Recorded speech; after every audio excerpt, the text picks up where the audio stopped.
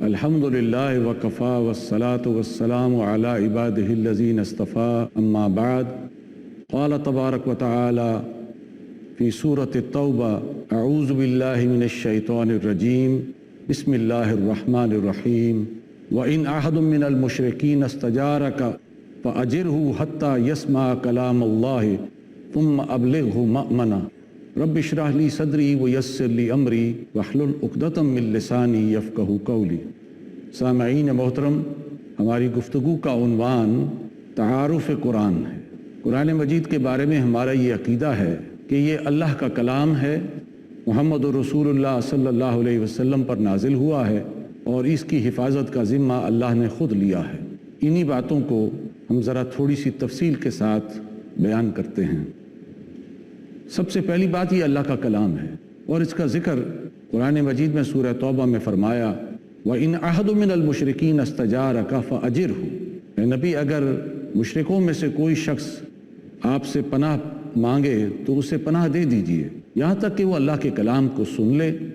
सुम्मा अब्लिग़हु मअमना, और फिर इसे पहुँचा दीजिए उसकी अमन की जगह पर। इस आयत के पस मंज़र की तो मैं बात नहीं करता, इसमें चूँकि कलामुल्लाह का लफ्ज़ आया है और मैं अपनी गुफ्तगू को उसी के साथ मुंसलिक रखता हूँ, तो कुरान मजीद को अल्लाह का कलाम कहा गया है और इसका ज़िक्र कुरान में आया है। अब इसी बात को देखिए कि सूरह हशर में अल्लाह ने फरमाया कि लौ अंज़लना हाज़ल कुरान अला जबलिन लरअयतहु खाशिअम मुतसद्दिअम मिन खश्यतिल्लाह। अगर हम इस कुरान को पहाड़ पर नाजिल करते तो तुम देखते कि वो अल्लाह की खशियत से दब जाता, फट जाता, रेज़ा रेज़ा हो जाता। असल कलाम तो अल्लाह के पास लौह महफूज में है और कुरान मजीद और तौरात, इंजील वो लौह महफूज ही से उतरे हैं। जैसे कुरान में आता है कि बल हुवा कुरान मजीद फ़ी लौह महफूज, बल्कि ये एक बड़ा बुज़ुर्ग कलाम है जो लौह महफूज में है।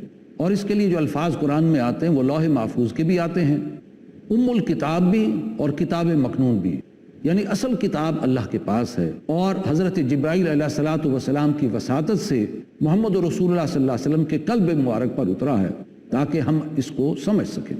इसलिए कुरान में आता है कि हामीम वल किताबिल मुबीन, कसम इस किताब की कि जो बड़ी वाज़ेह है। इन्ना जअलनाहु कुरानन अरबियन, हमने बेशक इस कलाम को अरबी ज़बान में उतारा है, इस कुरान को लअल्लकुम ताक़िलून, ताकि तुम इसको समझ सको। तो असल में ये लौह महफूज से उतर कर हमारे पास जो आया है अरबी ज़बान का जामा ओढ़े हुए। कलाम इलाही की 3 शक्लें होती हैं और इसको सूरह शूरा की आयत नंबर 51 में अल्लाह ने फरमाया वमा काना लिबशरिन अन युकल्लिमहुल्लाहु इल्ला वहयन।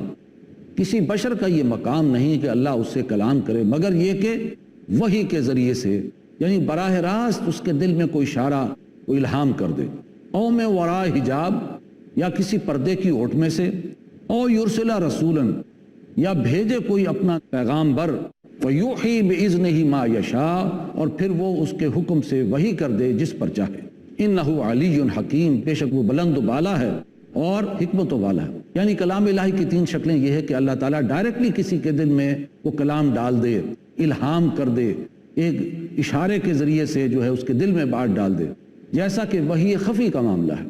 वही खफ़ी वो है कि जब अल्लाह ताला ने हुज़ूर सल्लल्लाहु अलैहि वसल्लम के दिल में एक बात डाल दी और फिर हुज़ूर फरमाते हैं, जैसे हदीस कुदसी में आता है कि अल्लाह ने मुझसे यूँ फरमाया, और वो कुरान मजीद से हट कर एक वही खफ़ी है अल्लाह ने दिल में डाल दी और हुज़ूर भी फरमा रहे हैं कि अल्लाह ने मुझसे यूँ फरमाया। दूसरा ये कि पर्दे की ओट में से, जैसे अल्लाह ताला ने मूसा अलैहिस्सलाम से कलाम किया कि या मूसा, मैं तेरा रब हूँ और ये मुक़द्दस वादी अपने जूते उतार दो और मेरे सिवा किसी की बंदगी नहीं और नमाज को कायम करो मेरी याद के तौर पर।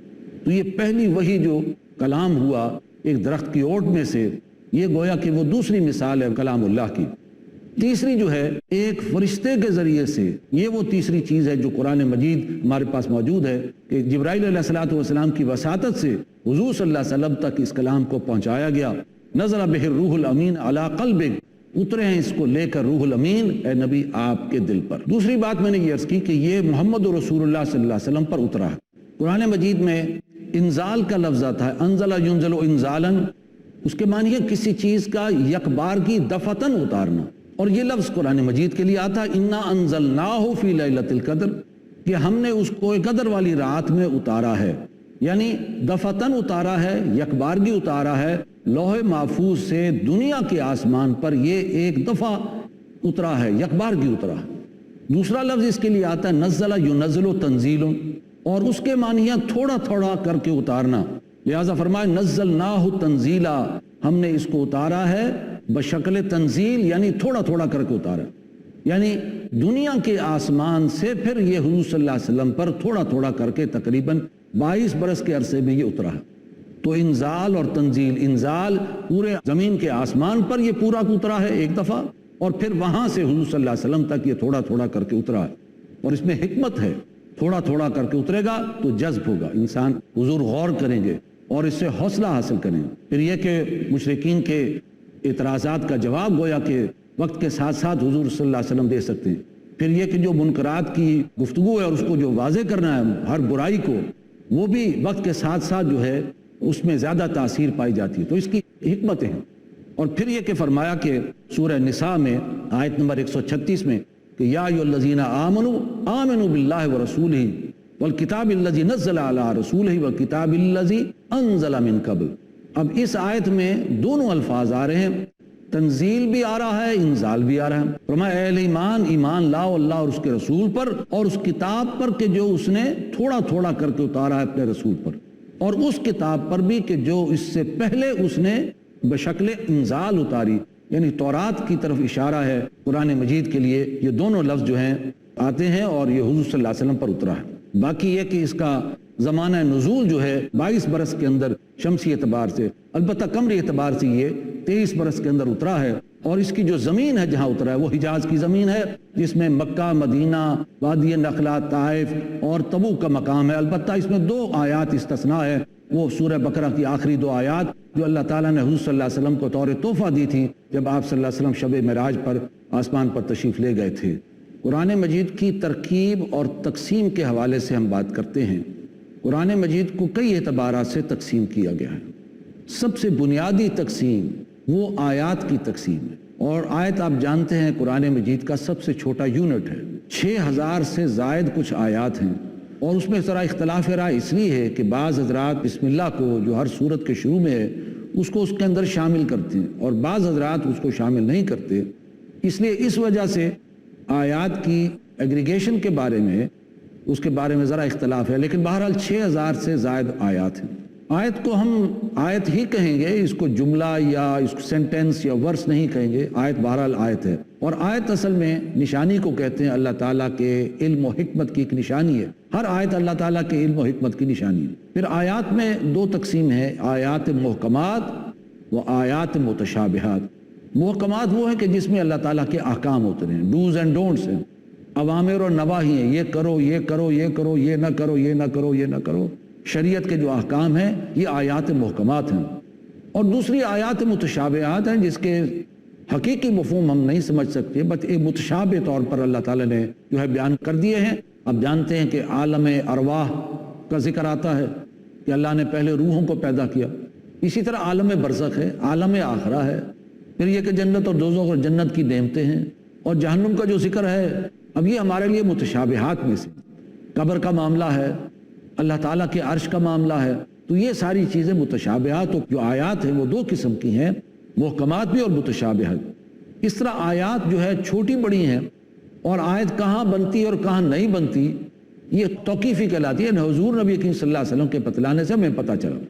وہ آیات بھی ہے کہ جو چند حروف پر جو ہے مشتمل ہے، جیسے الف لام میم، اب ایک آیت ہو گئی، چند الفاظ پر بھی مشتمل ایک آیت ہے، اور مرکبات ناقصہ پر بھی مشتمل آیت ہے، مثلا یہ کہ کوئی بات کہی جائے لیکن وہ ابھی مفہوم غیر واضح ہو، مبہم ہو، والعصر زمانے کی قسم ہے، لیکن کس بات پر قسم اٹھائی جا رہی ہے، ابھی یہ جملہ ناقص ہے، جملہ نامکمل ہے، تو آیات جو ہے وہ مرکبات ناقصہ پر بھی مشتمل ہے، اور اس طرح ایک پورا سینٹنس، ایک پورا جملہ بھی جو ہے آیت کے وہ واضح کرتا ہے، اور کئی جملے بھی ایک آیت میں ہو سکتے ہیں، جیسے آیت الکرسی کے اندر کئی جملے جو ہے پائے جاتے ہیں، اور یہ سب توقیفی کہلاتے ہیں، یعنی حضور نبی کریم صلی اللہ علیہ وسلم کے بتلانے پر موقوف علیہ ہے، حضور کے بتلانے پر کہ یہاں آیت ختم ہوئی یا یہاں آیت ختم نہیں ہوئی۔ دوسری قرآن کی تقسیم ہے سورتوں کی تقسیم۔ سورت کہتے ہیں کہ ہر سورت علم و حکمت کا ایک خزانہ جس کے ارد گرد فصیل ہے، سورت فصیل کو کہتے ہیں، یعنی علم و حکمت کا خزانہ، اور اس کے ارد گرد جو ہے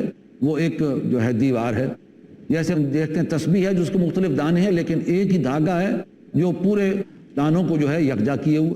تو صورتیں تقریباً ایک جو ہے وہ اس پر اجماع ہے 114 صورتیں ہیں. البتہ مختصر ترین صورتیں بھی ہیں اور سب سے طویل صورت بھی ہے. مختصر ترین صورتیں 3 ہیں: سورۃ الکوثر، سورۃ النصر اذا جاء نصر اللہ والفتح، انا اعطیناک الکوثر، اور سورۃ العصر والعصر ان الانسان لفی خسر. یہ سب سے چھوٹی صورتیں ہیں، 3 آیات پر مشتمل صورتیں ہیں، اور اس سے کم تر کوئی ایسی صورت نہیں کہ جس کی 2 آیات ہوں. اور سب سے طویل صورت جو ہے وہ سورہ بقرہ جس کی تقریباً 286 آیات. تو یہ 2 تقسیمیں ہو گئیں، آیات کی تقسیم اور صورتوں کی تقسیم، اور یہ حضور صلی اللہ علیہ وسلم کے زمانے کی تقسیم. اسی کے ساتھ ہم وقفہ کرتے ہیں اور وقت کے بعد انشاءاللہ دوبارہ ملاقات ہوگی.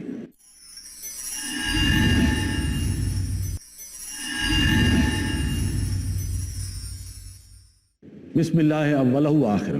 میں آپ کو تعارف قرآن کے سلسلے میں دوبارہ خوش آمدید کہتا ہوں، اور میں نے قرآن مجید پر ہمارا جو عقیدہ ہے کہ یہ اللہ کا کلام ہے اور محمد رسول اللہ صلی اللہ علیہ وسلم پر نازل ہوا ہے، اس کے ضمن میں کچھ باتیں آپ کے سامنے رکھی ہیں. تیسری بات یہ کہ اس کی حفاظت کا خود اللہ نے ذمہ لیا ہے، اور اس پر اجماع ہے کہ یہ من و عن کل کا کل محفوظ ہے. قرآن مجید میں اللہ نے فرمایا انا نحن نزلنا الذکر و انا لہ لحافظون.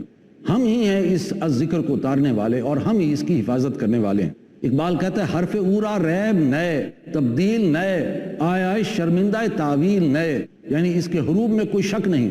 حرف اورا ریب نئے، تبدیل، اور وہ تبدیل نہیں ہو سکتی، اور اس کی جو آیات ہیں وہ کسی تعویل کے محتاج نہیں. اور اگر کسی نے اس کے اندر مانوی تحریف کرنے کی کوشش کی تو وہ بات جڑ نہیں پکڑ سکی اور دوام اس کو حاصل نہیں ہو سکا. اور قرآن مجید میں اللہ نے فرمایا انا علینا جمعہ و قرآن. بے شک یہ ہماری ذمہ داری ہے نبی، اس کو آپ کے سینے میں جمع کرا دینا اور اسے پڑھوا دینا. اور حضور صلی اللہ علیہ وسلم کے سینے میں اللہ تعالیٰ نے اسی انداز میں جمع فرمایا جس انداز میں کہ یہ لوح محفوظ کے اندر اس کی ترتیب ہے. پچھلی کتابیں جو اتری ہیں ان کتابوں کی اللہ تعالیٰ نے حفاظت کا ذمہ نہیں لیا. مثلا تورات جو ہے، وہ تورات جب اتری تو اس وقت نبوکدنضر کے ہاتھوں سن 587 قبل مسیح میں جب اس نے مقدس زمین پر حملہ کیا تو اس کے نتیجے میں تورات گم ہو گئی تھی. بعد میں تقریباً 150 برس بعد حضرت عزیر علیہ السلام کی رہنمائی میں پھر اس کو یادداشت کے ذریعے سے لکھا گیا. اسی طرح انجیل کا جو ایکچول نسخہ ہے اس میں آج تک کوئی نسخہ آج موجود نہیں ہے. اب جو اناجیل لکھی گئی ہے یہ بعد کے اندر لکھی گئی، ان کے پادریوں نے لکھی ہیں، اور 4 اناجیل ان کے ہاں جو ہے وہ بڑی مشہور و معروف ہیں: متی کی انجیل، لوکا کی انجیل، یوحنا کی انجیل اور جان کی انجیل. اگرچہ ایک اور انجیل ہے برنواس جس کا وہ انکار کرتے ہیں، حالانکہ وہ قرآن مجید کے زیادہ قریب تر ہے. کفار نے بھی مطالبہ کیا کہ اس میں تحریف کی جائے، اس کو بدلا جائے، جبکہ اللہ تعالیٰ نے اس کی حفاظت کا ذمہ لیا ہوا تھا. اور کفار نے کہا کہ اے محمد صلی اللہ علیہ وسلم اس کے سوا کوئی اور قرآن لے آؤ یا اس میں کوئی تبدیلی کر دو، یہ بہت سخت ہے، بہت ریجڈ ہے، یہ تمہاری کوئی بات مانتا نہیں ہے، کچھ نہ کچھ لے دے ہونی چاہیے، کچھ ہم آپ کی مانتے کچھ آپ ہماری مانیں، لہٰذا اس کے اندر تبدیلی کر دیں. فرمایا میرا یہ کام نہیں کہ میں اس کے اندر کو اپنی طرف سے جو تبدیلی کر دوں. فرمایا ان اتبع الا ما یوحی الیہ، میں تو صرف پیروی کر رہا ہوں اس چیز کی کہ جو مجھ پر وحی کیا گیا ہے. انی اخاف ان عصیت ربی عذاب یوم عظیم، اور میں تو اس بات سے خوف زدہ ہوں کہ اگر میں نے بھی اس طرح کی نافرمانی کی تو مجھے بھی بہت بڑے دن کا عذاب آ لے گا. لہٰذا اس کی حفاظت کا ذمہ اللہ تعالیٰ نے لیا ہے. اس کے الفاظ، اس کے متن، قرآن مجید کی جو زبان ہے، جیسا کہ میں نے پہلے عرض کیا عربی زبان میں اترا ہے. البتہ عربی کے چونکہ مختلف ڈائلیکٹس ہوتے ہیں، ہر زبان کے مختلف ڈائلیکٹس ہوتے ہیں. جیسے پنجابی میں پھینکنے کو کہتے ہیں سٹنا، تو سٹنا بھی کہتے ہیں، سٹنا بھی کہتے ہیں، سٹنا بھی کہتے ہیں، مختلف ڈائلیکٹس ہیں. اس طرح عربی زبان میں بھی مختلف ڈائلیکٹس ہیں، اور وقت کے ساتھ ہر زبان جو ہے بدلتی رہتی ہے. اب وہ انگریزی زبان جو شیکسپیئر کے زمانے میں تھی، داو اور داو آرٹ، وہ زمانہ گزر گیا، زبان بدل گئی. تو وقت کے ساتھ ساتھ عربی زبان بھی بدلی ہے، لیکن قرآن جو اترا ہے وہ عرب کی زبان میں اترا ہے. جو خالص دیہات میں بولی جاتی عربی، اس کو اس زبان میں اتاری گئی ہے. اور یہ میں سمجھتا ہوں قرآن مجید کا احسان ہے عربی زبان پر کہ چونکہ اس زبان میں اترا ہے لہٰذا اب یہ زبان ادھر سے ادھر نہیں ہو سکتی. جیسے قلعہ گڑ گیا ہو، جیسے آپ کسی اونٹ کو اگر کھونٹے کے ساتھ باندھیں تو اب اونٹ جو ہے ادھر ادھر نہیں ہو سکتا. قرآن مجید عربی زبان میں اترا ہے تو اس کا احسان ہے کہ اب عربی زبان ادھر سے ادھر نہیں ہو سکتی. یہ کہ قرآن مجید میں فصاحت و بلاغت بھی ہے، یعنی ایسے معنی ہیں اس کے اندر، چھوٹی آیات کے اندر جیسے دریا کوزے بند ہو، بہت ہی گہرے معنی جو ہے چند آیات کے سادہ الفاظ کے اندر اللہ تعالیٰ بیان فرما دیتے ہیں. پھر یہ کہ اس کی ایک تاثیر ہے کہ جو سنتا تھا وہ دنگ رہ جاتا تھا، اس کا اثر اس کے دل پر پڑتا تھا. اور یہ تو سب تسلیم کرتے ہیں کہ عربی ادب کا کلائمیکس بھی ہے. تو قرآن مجید عربی زبان میں اترا اور اس کے کئی اسماء و صفات ہیں. اسماء سے مراد ہیں اس کے وہ نام جو قرآن مجید کے بڑے مشہور نام ہیں، جیسے القرآن ہے اور الہدا ہے، الکتاب ہے، الذکر ہے، النور ہے، الوحی ہے، التنزیل ہے، الفرقان ہے. یہ مختلف نام ہیں، تقریباً 55 سے زائد نام ہیں جو قرآن مجید کے نام آتے ہیں. اسی طرح اس کے کچھ صفاتی نام بھی ہیں، جیسے قرآن مجید، قرآن جو بزرگی والا ہے، قرآن کریم، قرآن عزت والا، قرآن حکیم، قرآن حکمت والا. تو اس کے بہت سے صفاتی نام بھی جو ہیں وہ ہمارے سامنے آتے ہیں. قرآن مجید کا جو اسلوب ہے ہم اسے ذرا دیکھتے ہیں. قرآن مجید کا اسلوب کیا؟ اس کا اسلوب شاعری تو ہرگز نہیں. قرآن مجید میں اللہ تعالیٰ نے فرمایا کہ وما علمناہ الشعر وما ينبغي له، ہم نے اپنے نبی کو کوئی شاعری نہیں سکھائی اور نہ ہی وہ اس کے شائن شان ہے. حضور صلی اللہ علیہ وسلم کو شاعر نہیں تھے، جیسے کہ وہ مشرکین عرب آپ کے بارے مشہور کرتے تھے کہ یہ شاعر ہیں. فرمایا شاعری سے اس سے کوئی لگاؤ نہیں، ویسے بھی ان کا شاعروں کے ساتھ وہ مزاج ہی نہیں ہے. شاعروں کے بارے میں اللہ نے فرمایا شاعر لوگ جو ہوتے ہیں تو بہکے ہوئے لوگ ان کے پیچھے چلتے ہیں، ان کا اتباع کرتے ہیں اور یہ ہر وادی میں گھومتے ہیں. یعنی یہ کہ کبھی دائیں کبھی بائیں، کبھی گل و بلبل کی شاعری، کبھی اللہ کی تعریف، تو ہر وادی میں گھومتے ہیں. اور ان کے قول اور فعل میں تضاد ہے، جو کہتے ہیں وہ کرتے نہیں. کلام ان کا ذرا اونچا ہوتا ہے لیکن ان کا عمل جو ہے اس کے مطابق نہیں ہوتا. تو فرمایا ہمارا یہ رسول ہے نہ وہ شاعر ہیں نہ ہی شاعری اس کے شائن نشان ہے. اس کا اسلوب کوئی شاعری نہیں ہے. اب ہم ان باتوں کو تھوڑی سی ذرا تفصیل کے ساتھ بیان کرتے ہیں. قرآن مجید کے ہم پر کیا حقوق عائد ہوتے ہیں؟ سب سے پہلی چیز ہے اس پر ایمان لانا، یعنی اس کو ماننا. اور یہ الہدا، ہدایت سے لبریز کتاب ہے کہ جو ہمیں زندگی کے تمام معاملات میں رہنمائی فرماتی ہے. جیسا کہ ہم دیکھتے ہیں محمد رسول اللہ صلی اللہ علیہ وسلم وحی کے ساتھ اتنی محبت تھی کہ آپ راتوں کو جب اٹھتے تھے اور قرآن پڑھتے تھے تو آپ کے پاؤں متورم ہو جاتے تھے. اور اگر بالفرض اگر وحی کے اترنے میں کوئی وقفہ ہو جاتا تھا تو حضور صلی اللہ علیہ وسلم پریشان ہو جاتے تھے. بلکہ آپ نے ایک مرتبہ گلہ اور شکوہ بھی کیا حضرت جبرائیل علیہ السلام سے. تو انہوں نے فرمایا کہ ہم تو اللہ کے حکم سے اترتے ہیں اور آپ کا رب بھولتا نہیں ہے، وہ حکیم اور دانا ہے، وہ بھولتا نہیں ہے، لہٰذا آپ اس پر انتظار کیجئے.